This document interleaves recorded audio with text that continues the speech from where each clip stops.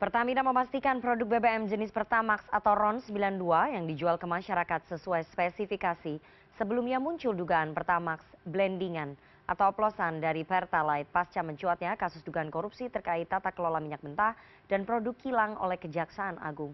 Sore ini kita akan membahasnya dengan Wakil Ketua Komisi 12 DPR Bambang Haryadi, pengurus harian YLKI Sri Wahyuni dan praktisi migas dari Institut Teknologi Bandung Hadi Ismoyo. Selamat sore Bapak Ibu. Sore. Oke, saya ke Komisi 12 terlebih dahulu ya, ke Pak Bambang ya. Mas Bambang, Komisi 12 kemarin sudah memanggil pihak Pertamina Patraniaga dalam rapat dengar pendapat ya. Lalu hari ini DPR juga menggelar sidak ke beberapa SPBU. Jadi apa hasil temuannya? Dari kemarin itu sebelum terjadi sidak ini, sebuah agenda itu sudah teragendakan lama. Kenapa kami panggil semua badan usaha yang berhubungan dengan SPBU, ada Shell, ada Vivo, Exxon kan, karena ada proses kelangkaan di akhir Januari 2025. Nah, tapi tanpa ini ada isu yang mencuat yaitu isu oplosan. Nah kebetulan di sesi yang sama kami konfirmasi di mana ada yang memungkinkan. Intinya kami Komisi 12 hanya ingin memastikan bahwa prosedur yang sudah ditata oleh kementerian melalui Dirjen Migas itu sesuai dan berlaku untuk semua badan usaha. Jadi kita menginginkan konsumen dalam hari ini warga negara Indonesia bahwa selaku pembeli itu mendapatkan kesesuaian barang yang diterima di lapangan. Nah makanya salah satu tadi kita uji petik lagi kan, kita coba kita lakukan karena skema distribusi barang itu sebelum didistribusikan ke masyarakat melalui SPBU itu harus melalui proses sertifikasi dan pengujian di Lemigas. Jadi ada dua lembaga terkait kuantiti itu diserahkan kepada BPH Migas dan terkait quality terhadap produk itu adanya di Lemigas. Dua-duanya koordinasinya di Dirjen Migas. Jadi kami tadi sempat pertanyakan kepada Kepala Lemigas dan juga Dirjen Migas, apakah sudah dilakukan selama ini? Selama ini mereka lakukan sesuai prosedur dan periodisasinya ada kan. Jadi mereka lakukan pengujian terhadap semua produk. Tapi untuk memperkuat kami minta diuji lagi gitulah. Dan tidak hanya diuji satu ini, kita minta diuji semua biar berimbang. Mas Bambang, ini kan periode kasusnya terjadi antara 2018 sampai 2023. Ada rentang 5 tahun di situ ya. Nah, dulu kan ini namanya bukan Komisi 12 tapi Komisi 7. Tapi dari pengawasan komisi di DPR sebelumnya yang menjadi mitra dari Pertamina dan juga Kementerian ASDM begitu ya. Apakah memang sudah mendengar ada proses blendingan atau proses oplosan yang dilakukan oleh Pertamina begitu, terutama untuk BBM Pertamax ini atau RON 92 atau RON 90? Jadi blending itu adalah satu proses untuk mencapai tujuan nilai tertentu lah, kadar tertentu. Itu ada di skema batubara maupun skema BBM. Karena dan pengadaan kita tidak masuk di dalam pengadaannya ya, tapi kita bicara kualitinya ini, Mas Bambang. BBM di Pertamina itu ada dua skema. Pertama dia impor crude yang dia olah di kilang dan kekurangannya itu diimportasi secara langsung berbentuk barang langsung. Sudah berdasarkan RON yang diinginkan gitu kan. Itu. Nah, kami memastikan bahwa sebenarnya semua itu sudah ada spek yang sudah ditentukan oleh Dirjen Migas. Makanya kami tadi sama media kan kami bandingkan. Kenapa warnanya RON 92 antara Vivo semua itu warnanya biru semua? Karena itu ada di dalam spek yang sudah ditentukan oleh Dirjen Migas. Nah, dan semua barang yang akan didistribusikan itu wajib melalui proses sertifikasi dan pengujian di Lemigas. Itu terkait kualitas barang. Jadi kita tanyakan tadi, apakah selama ini mereka lakukan karena itu ada ketentuannya, sudah diatur di Kementerian SDM itu. Baik, tapi selama ini DPR belum pernah mendengar ya? Sebelum kasus ini mencuat, selama ini DPR belum pernah mendengar laporan terhadap dugaan blendingan atau oplosan ini ya, Mas Bambang? Kalau oplosan yang kami suka ini terima itu pengoplosan hasil-hasil yang ibaratnya minyak-minyak yang bukan dari SPBU. Contoh misalnya di beberapa daerah misalnya di Sumatera Selatan itu ada. Tapi tidak Jadi kita dilakukan oleh temukan Pertamina ya? kalau SPBU kan dia barangnya jelas. Oke. Barangnya semua SPBU itu proses pengapalan itu ada dokumennya semua kan. Nah, begitu bentar distribusi itu wajib juga melalui Lemigas dulu. Di Lemigas diuji dulu, mendapat sertifikasi dulu. Oke. Kan? Makanya tadi kita minta satu. Jadi biasanya kayak contoh di Jakarta begitu. Biasanya Lemigas itu mengambil sampel yang ada di Pelumpang. Tapi itu wajib juga diimbangi dengan ngambil sampel di beberapa SPBU dan secara acak, tidak boleh dipilih gitu kan. Oke. Nah, itu dicocokkan gitu. Jadi posisinya bahwa barang itu semua, makanya kami di RDPU kami tanya satu-satu kan. Oke. Baik Vivo, berbeda nggak perlakuannya? Semua mengatakan semua sama melalui proses pengujian di Lemigas. Baik, gitu. baik. Oke. Saya ke Mbak Yuni ya, ini dari segi konsumen. Kalau dari segi DPR meyakini bahwa apa yang dilakukan oleh SPBU yang di bawah Pertamina itu ya sudah sesuai dengan prosedur. Karena kan sudah ada dokumennya ketika kemudian diimpor begitu ya. Tapi dari segi konsumen dan dari segi masyarakat begitu, Pertamina sudah membantah juga bahwa ini pertamax oplosan dan sidak sudah dilakukan begitu ya. Jadi gini, sebentar Sebentar. Mbak Nana. Jadi harus diluruskan dulu. Jadi kami pada posisi DPR tidak dalam posisi antara ini. Kami hanya menjalankan tugas, fungsi kami Fungsi pengawasan, kami ya. mengawasi Ya. pemerintah, Oke. kan? Dan pemerintah yang mengawasi yang kementerian yang mengawasi terkait Kementerian kualitas SDM Lemigas, itu ya. Kementerian SDM di Lemigas itu. Oke, baik. Gitu. Ya, tapi saya Dan kami ingin pertanyakan kepada semua apakah berlaku sama atau enggak gitu. Oke, yang Dan dipertanyakan kemarin oleh DPR maksudnya apa nih? juga mengaku Berlaku sama atau tidak tuh apa? Perlakuannya atau apa? berlaku sama dalam artian skema pengujian itu skema ini itu sama enggak? Termasuk kemarin kami tanyakan soal bisa enggak zat aditif itu bisa menaikkan Oke. atau menurunkan RON. Oke. Semua bilang tidak bisa.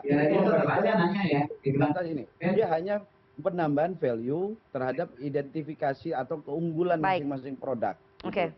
Bahkan kami buat bercandaan lah, itu kan kayak analogi sederhananya kayak kopi ada yang ditambah gula, Baik. ada yang pakai gula aren, ada yang pakai gula ini, kira-kira kayak gitu. Oke. Tapi tetap kopi. Oke, Kan itu. saya mau ke Mbak Yuni. Mbak Yuni, dari DPR dan juga Pertamina sudah membantah ya bahwa ini pertamax oplosan dan sidak sudah dilakukan. Kita tunggu hasilnya besok. Tapi menurut teman-teman dari YLKI yang mewakili konsumen dan juga masyarakat, apakah itu cukup untuk meyakinkan publik dan konsumen? Oke, kalau dari aspek informasi, ya memang kan konsumen mempunyai hak untuk mendapatkan informasi sesuai dengan Undang-Undang Perlindungan Konsumen, ya kan? Nah, namun untuk membuktikannya apa? Ya Pertamina melakukan pembuktian terbalik dong. Apakah benar? Jangan hanya statement gitu. Tapi apakah benar udah diuji lab lagi gitu dan kemudian dibuktikan bahwa ini memang aman. Konsumen itu kan tidak peduli, artinya dia mempunyai ciri unseen process, unseen product dan unseen people. Mereka nggak mau tahu itu mau ada oplosan, mau ada blend. Istilah blend aja mereka nggak tahu kok. Yang mereka tahu adalah oplosan. Yang diterima konsumen adalah selama ini oplosan. Nah itu harus dibuktikan oleh Pertamina. Gitu. Jadi hak konsumen terpenuhi kalau seperti itu. Kalau ini kan konsumennya bingung. Karena apa? Ini pola atau kasus nih. Kalau pola akan terjadi berulang-ulang dan harusnya bisa dikendalikan. Kalau kasus misalkan tahun 2018 sudah lama kemudian terjadi lagi. Sudah lama terjadinya gitu. Tapi gini, kemudian juga apresiasi DPR untuk turun ya. Tapi kemudian juga harusnya DPR melihat track record secara periodik ini, yang dilakukan secara periodik ini gitu loh. Jadi memang yang dibutuhkan konsumen itu mereka tidak peduli kok ini mau ada apa, mau ada mafia, nggak tahu, mereka nggak peduli. Yang penting adalah Yang penting produk yang saya barangnya beli ya. berkualitas, Oke. betul, Oke. berkualitas Ya. dan barang tersedia. Oke, saya ke Pak Hadi. Yang mereka butuhkan itu sebetulnya barangnya, produknya sesuai dengan keinginan mereka. Nah, ini kan saat ini di publik sedang ada kebingungan, kekhawatiran begitu ketika mereka membeli yang harusnya BBM Pertamax, kemudian muncul dugaan bahwa ini dioplos. Tapi saya ingin tanya ya, ada perbedaan mendasar kalau kita baca antara oplosan dengan blendingan. Nah, Anda sebagai praktisi perminyakan dari ITB begitu, mungkin bisa menjelaskan ke masyarakat supaya tidak timbul mispersepsi begitu antara blending dengan oplosan, dan apa sih sebetulnya yang dijual oleh Pertamina ini begitu. Baik, Mbak, terima kasih. Bismillahirrahmanirrahim. Izin menjelaskan bahwa saya praktisi migas, tapi bukan lulusan ITB ya. Memang alumni ITB, yes. Tapi bukan ITB, nanti salah paham nanti ya. Sebagai praktisi migas, saya sedikit menggariskan terkait sejarah minyak bumi dari lapangan migas kemudian dibawa ke kilang-kilang ya. Dari kilang itu diproses, ada 2 tahapan proses. Proses primer, di mana semua minyak diolah kemudian menjadi aftur, menjadi bensin, menjadi premium, menjadi diesel sampai ke aspal. Ya, di situ proses distilasi dengan tekanan dan temperatur tertentu. Kemudian proses selanjutnya pada tahap sekunder itulah kemudian dari beberapa komponen yang dipilih, bensin misalnya dipilih, kemudian di blending di kilang ya, di blending. Bahasanya blending ya. Apa bedanya blending dengan oplosan ini? Karena konotasi oplosan sangat negatif ini. Iya. Berbeda, Bu, berbeda ya. Kalau oplosan itu adalah proses campur-mencampur yang sangat sederhana. Sedangkan blending secara engineering adalah harus dilakukan di kilang. Itu legal nggak proses blending itu, Pak Hadi? Proses blending adalah legal karena desain engineeringnya adalah paten. Ini paten tertentu dari Exxon, dari Shell, nggak sembarangan. Nggak sembarangan, itu blending ya. Jadi blending yang kami ketahui di engineering itu adalah blending yang didesain khusus untuk membuat RON sesuai RON 90, RON 92, RON 95. Itu ada proses engineering yang sangat rumit dan kompleks. Mungkin cara penyampaian yang menyederhanakan sebuah kata oplosan menjadi rancu sehingga masyarakat terhenyak. Kok jadi oplosan seperti barang oplosan di pinggir jalan, oplos minuman keras atau oplosan di tempat-tempat yang liar. Tidak seperti itu. Jadi saya yakin teman-teman di engineering di kilang-kilang itu sudah memenuhi standar engineering praktis yang baik sehingga menghasilkan produk RON 92 dari kilang bukan dari tempat yang lain. Oke, Pak Hadi, saya ingin tanya, mungkin nggak Pertamina kemudian melakukan blendingan dengan sengaja begitu ya untuk memanipulasi itu? Kan banyak sekali kemudian yang mengawasi. Agak sulit nggak itu terjadi, Pak Hadi? Sulit ya. Karena apa? Kita lihat ya, dari kilang kemudian ke terminal, kemudian ke depo, kemudian ke SPBU, mereka melakukan cek dari masing-masing poin oleh lembaga kredibel, Migas, Survei Indonesia, Sekopindo, atau Intertek yang internasional. Mereka melakukan semua. Quality itu harus konsisten. Cuma dengan ada isu seperti ini, saya juga setuju sama Bu Yuni untuk dilakukan satu cek ulang yang dihadiri oleh YKLKI sebagai lembaga konsumen, DPR, pemerintah, dan lembaga independen itu. Ayo bareng-bareng dibuka, bener nggak konsisten dari kilang, ya, dari kilang kemudian terminal, depo, kemudian SPBU, konsisten nggak speknya? RON 92 harus 92, RON 90 harus 90, ya, jangan aneh-aneh gitu loh. Ya. Oke, jadi harus dilakukan pengecekan sejak dari kilangnya begitu ya, Pak Hadi ya? Semua speknya dicek. Speknya harus konsisten. Speknya harus konsisten. Saya ke Mas Bambang, jadi DPR sudah betul, misalnya sidak, hasilnya besok. Tapi satu lagi harus ada yang dilakukan, harus sidak juga nih ke kilang, memastikan spek-speknya itu harus konsisten. Dari mulai diimpor itu memang RON 90, kemudian sampai di kilang berapa, tetap RON 90, sampai nanti terdistribusi. Itu bagaimana Mas Bambang? Jadi kami tadi juga meminta kepala kepala Lemigas, kan tadi ada dari Dirjen Migas juga, karena kebetulan kan dirjennya belum ada kan. baru PT. Nah, kami minta supaya mereka buka data terkait distribusi BBM khususnya Pertamina ya. Apakah sudah melalui proses verifikasi di Lemigas? Buka aja dari 2018 sampai ini. Pernah nggak mereka atau pernah nggak dilakukan pengecekan gitu terkait produksi ya apa namanya barang-barang yang sudah didistribusikan tersebut kan pasti terdata. Kami tadi udah minta dan katanya besok Menteri SDM akan konfes terkait permintaan kami tadi. Kita minta supaya Kementerian SDM membuka data lah dari 2018 sampai 2023 terkait prosedur yang harus dijalanin kan. Jadi di RDPU kan kemarin sudah jelas bahwa semua melalui Lemigas kan, sistem pengujian sertifikasi produknya. Nah, makanya itu kita minta kepada Kementerian SDM tadi beliau sampaikan sekaligus melaporkan hasil pengujian yang tadi barang yang tadi ambil. Karena infonya nanti malam udah selesai, besok pagi sekalian buat bahan konvers. Baik, gitu. baik. Saya ke Pak Hadi lagi ya. Pak Hadi, saya ingin Anda sekali lagi menganalisa karena ini betul-betul membingungkan publik. Jadi ada dua persepsi yang disampaikan baik oleh Kejagung ataupun Pertamina. Saya bacakan lagi ya. Yang disampaikan oleh Kapus Penkum Kejaksaan Agung, benar bahwa ada fakta hukum yang diperoleh oleh penyidik terkait bahwa Pertamina Patraniaga melakukan pembayaran dengan nilai RON 90 padahal di dalam kontrak itu di bawah 92, katakan RON 88. Apakah kemudian itu mungkin terjadi, Pak Hadi? Atau ya sulit sekali karena kan itu kita pesan dari negara lain, kemudian ada dokumen shipping, segala macam. Itu tapi mungkin nggak, Pak Hadi? Begini, saya tidak mengomentari proses hukum yang terjadi ya Pak ya, Bu. Sama-sama. Bahwa ketika kita membeli suatu barang, kan itu ada dokumen, bit uploading namanya. Di dokumen itu dicantumkan spek, volume, dan harga. Jadi kalau itu dipenuhi semua pihak, baik buyer maupun seller, nggak mungkin akan ada proses pengadaan yang menyimpang. Jadi bisa dilihat prosesnya. Jadi spek, volume, ya, harga, dan time delivery. Nah dari situ akan kelihatan apakah ada penyimpangan apa tidak. Saya tidak boleh terlalu dalam lah karena itu menjadi pokok perkara gitu. Tapi itu harus dilihat apakah ada penyimpangan apa tidak. Karena semua dokumen itu harusnya in place.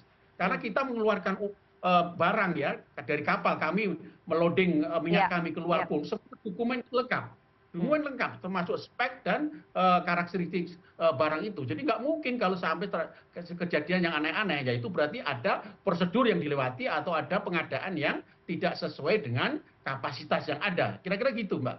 Oke, baik. Ini kan pengawasan, sektor pengawasan ada di Lemigas ya, di Kementerian SDM, Pak Hadi ya. Nah ini secara quality harusnya Lemigas bisa memastikan yang sampai terdistribusi ke konsumen itu ya barang yang sama. Betul, harus, karena kalau Lemigas ditunjuk sebagai surveyor, ya Lemigas harus dengan peralatan yang dia punya, dengan teknologi yang dia punya, dia bisa menunjukkan konsisten apa tidak pada waktu yang sama dan di titik mana. Nah, ada titik-titik yang saya sebutkan tadi namanya nodal analisis. Dari nodal analisis itu akan kelihatan di mana penyimpangannya, di mana letak kong kali kongnya kalau misal memang ada, akan kelihatan semua. Itu harus dibuka dan teman-teman yayasan lembaga konsumen berhak untuk bertanya, wong dia konsumen, ya kan? Itu akhirnya begitu. Nah itu Mbak Yuni, bahwa teman-teman dari YLKI apakah akan meminta dokumen itu dibuka oleh Kementerian SDM dalam hal ini Lemigas sebagai pengawas quality itu, quality controlnya kan ada di Lemigas nih, soal BBM Pertamax ini. Masih di mute.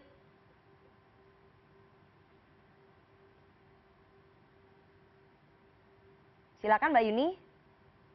Iya, oh jelas. YLKI mendesak Dirjen Migas untuk mengumumkan hasil reguler inspeksi atau pemeriksaan terkait kualitas BBM tersebut gitu loh. Karena selama ini yang dilakukan adalah yaitu ditentukan apakah terjadi penyimpangan gitu kan. Karena ini masalah terjadi ini menunjukkan kelalaian birokrasi dan ketidakpedulian Pertamina karena ini merupakan kebutuhan mendasar. YLKI mendesak itu dan kemudian mendesak melakukan pemeriksaan ulang untuk memastikan ada atau tidaknya penyimpangan standar kualitas. yang tidak ditetapkan oleh pemerintah. Oke, apa dampaknya ya kalau kemudian ini sulit dibuktikan? Karena sekali lagi gini, ini kan periode 2018 sampai 2023 Mbak Yuni. Ini barangnya sudah habis dikonsumsi begitu. Tapi dampaknya apa ya kalau misalnya kemudian sulit untuk dibuktikan ya? Ya, ini kan gini, bukti itu penting karena itu juga kaitannya sama konsumen ya. Konsumen itu kan nanti kalau dampaknya kerusakan di kendaraan, mesin kendaraan, kan ada mekanisme ganti rugi loh, sesuai dengan Undang-Undang Perlindungan Konsumen itu ada. Gitu. Oke, ada nggak kemudian keinginan mungkin dari masyarakat jika isu ini tidak diluruskan, jangan-jangan masyarakat nanti akan beralih ke SPBU asing, itu kan dikhawatirkan kan? Ya makanya disampaikanlah hasil pembuktian terbalik itu. Konsumen perlu mendapatkan informasi yang benar, itu saja. Mereka tidak mau tahu soal hulu. Yang mereka tahu ada produk yang saya beli berkualitas, itu saja. Itu sampaikan gitu.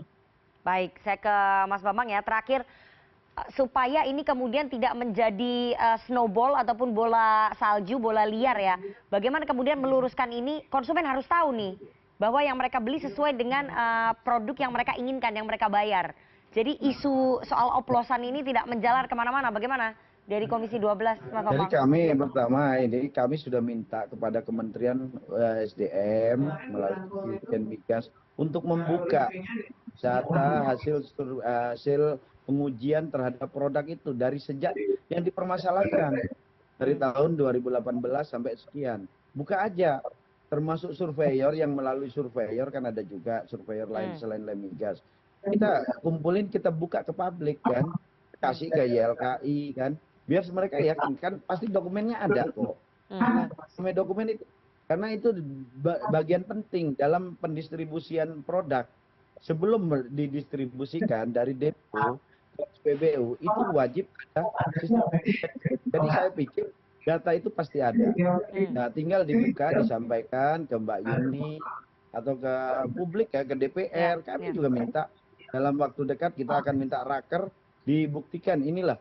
Nah, makanya tadi kami sempat juga diskusi dengan teman-teman. Inilah karena kita perlu melakukan revisi Undang-Undang Migas. Kita sejak 2012, kita sejak putusan MK pasca dibubarkan BP Migas itu tidak ada kepastian adanya tumpang tindih kewenangan. Contoh BPH Migas yang bertugas menguasai hilir, pengatur hilir kan, dia itu tetap walaupun di bawah presiden, tapi dia tetap wilayahnya masih terkoordinasi dengan regulator kan, yaitu Dirjen Migas, termasuk juga Lemigas. Jadi ntar biar kewenangannya jelas, yang mana ini biar kita atur di Undang-Undang Migas. Jadi memang ini udah sejak 2012 lah ini Undang-Undang Migas ini. Makanya kita selalu mengusahakan inisiasi terkait rancangan revisi Undang-Undang Migas kan gitu. Karena undang-undang kita sudah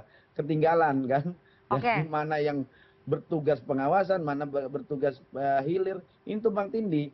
Akhirnya semua badan usaha ini dibiarkan berdiri sendiri. Kan? Bisa melakukan lewat gitu kan. Saya tanya terakhir ya, singkat saja Mas Bambang. Jadi dengan revisi Undang-Undang Migas ini bisa menjawab ataupun mengatasi persoalan-persoalan yang muncul seperti ini. Salah satunya kasus dugaan korupsi ini. Itu bisa menyelesaikan persoalan. Kalau kita tidak Komisi 12 tidak masuk di dalam proses ini. Kita juga meyakini mungkin ya dapat saya sih yakin penegak hukum dalam menetapkan pasti ada minimal alat bukti yang meyakinkan. Kan? Kami tidak masuk ke sana. Kami hanya memastikan produk yang didapat oleh masyarakat itu sesuai. Dan Pertamina selaku badan usaha itu sudah melalui ketentuan yang sudah diatur di dalam peraturan pemerintah terkait mekanisme distribusi BBM ini. Makanya kami komparasi kepada badan usaha lain. Jadi kami tidak masuk di dalam proses hukumnya. Bisa jadi ada dugaan korupsi, itu pasti. Saya yakin. Kami mendukung terhadap penegakan hukum. Tapi kami juga menjaga tidak ada kegaduhan di publik ya. Jangan sampai isu oplosan ini merubah skema kan, seolah-olah Pertalite itu sama dengan Pertamax. Pertalite RON 90 itu ada di Revo 90, dimiliki oleh Vivo. Vivo itu tapi harganya per hari tadi 12.850. Sedangkan Pertalite itu 10.000. Nah, jangan sampai ini isu yang menggelinding sedemikian rupa entar membuat stigma pindah ke Pertalite. Ya. Padahal Itu BBM subsidi. Ini Ya. BBM subsidi skema kompensasi gitu loh. Oke, baik. Jadi itu yang kita harus ini bersama, Mbak. Jadi Komisi 12 concernnya kepada produk yang dihasilkan masyarakat tenang, itu aja. Mbak Yuni selaku YLKI bisa, benar-benar ini. Jadi kami tidak masuk di proses hukumnya. Baik, gitu. Kita tunggu nanti pembuktian terbalik yang tadi diharapkan oleh teman-teman dari YLKI ya, bisa disampaikan oleh Pertamina dan semoga dokumennya dibuka saja oleh Kementerian ESDM dalam hal ini yang mengawasi ini Lemigas, dokumen pada saat kasus ini bergulir dari 2018 sampai 2023. Tapi buat ini catatan Mbak, ini berdasarkan data itu kita impor BBM itu sekitar 22 miliar dolar. Atau sekitar 310 triliun. Itu. Jadi ya dari situ aja kalau kita ingin melihatkan. Jadi ada diperkirakan impor BBM itu 22 miliar dolar atau sekitar 360 triliun. Jadi bisa dari angka situlah kita ini bisa melihat BBM subsidinya berapa, Bang? Sebenarnya. Mas Bambang? Kalau kita saat ini untuk kompensasi dan subsidi BBM totalnya sekitar 120-an ya mungkin ya. Itu termasuk minyak tanah, solar kan, dan juga gas yang paling banyak. Gas itu 80. Sekali lagi kita tunggu nanti pembuktian terbalik yang diharapkan oleh teman-teman YLKI bisa disampaikan oleh Pertamina dan dokumennya silakan dibuka, dokumen pengawasan silakan dibuka oleh Kementerian ESDM dalam hal ini adalah Lemigas yang langsung melakukan pengawasan terhadap kualitas dari produk BBM yang diimpor. Dan sekali lagi kita berharap tidak ada kepanikan ataupun kegaduhan publik terkait dengan blendingan dari bahan bakar Pertamax ini. Terima kasih Bapak Ibu yang sudah bergabung pada sore hari ini di CNN Indonesia Newsroom. Sehat selalu semuanya. Ya, makasih.